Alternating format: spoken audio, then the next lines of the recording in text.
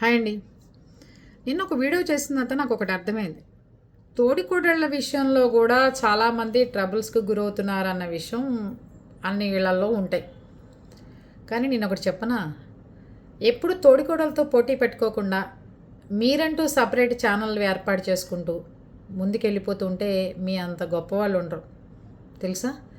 అంతే, హస్బెండ్ని బాగా చూసుకుంటూ, పిల్లల్ని చూసుకుంటూ, అత్తగారు మిమ్మల్ని బాగా చూస్తే ఆవిడని చూసుకుంటూ, మామగారు బాగా చూస్తే ఆవిడని చూసుకుంటూ ముందుకెళ్ళిపోయారనుకోండి, మీకు అసలు మీకు మించిన రాజు కానీ మీకు మించిన రాణి కానీ ఎవరు ఉండరండి.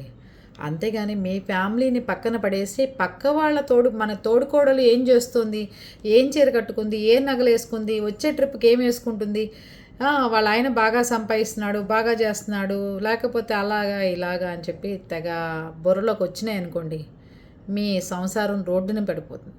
మీరు సపరేట్గా చక్కగా మీ దారిలో మీరు వెళ్ళిపోతూ ఉండండి. పుట్టింటి విషయానికి వస్తారా, కొంతమంది అమ్మా నాన్న బాగా పెట్టేవాళ్ళు ఉండకపోవచ్చు, వాళ్ళకి మనసు రాదు కూడా ఉన్నా, కొంతమంది కొంచెం అతిగా చేస్తుంటారు, బిల్డప్లు ఇస్తుంటారు, వాళ్ళకి కొడుక్కి నాశనం చేసేసి తీసుకొచ్చి కూతురు పెట్టేస్తుంటారు. అందుకని అప్పుడు మీరు ఏమనుకోవాలి తెలుసా, మా అమ్మ మా నాన్న గ్రేటు, మా అన్నయ్యని చక్కగా మా వదినకి ఇబ్బంది కలిగించకుండా ఉంటున్నారు, అవతల వాళ్ళు వాళ్ళ నోర్లు కొట్టి తీసుకొచ్చి మా తోడుకోళ్ళకి పెడుతున్నారు అని సరిదిద్దుకున్నారు అనుకోండి, మీ అంత రాణి ఉండదు తెలుసా. చాలామంది అంటారు చూసారా, పుట్టింటి వాళ్ళు ఏం పెట్టరని. అలా అనుకోమాకండి.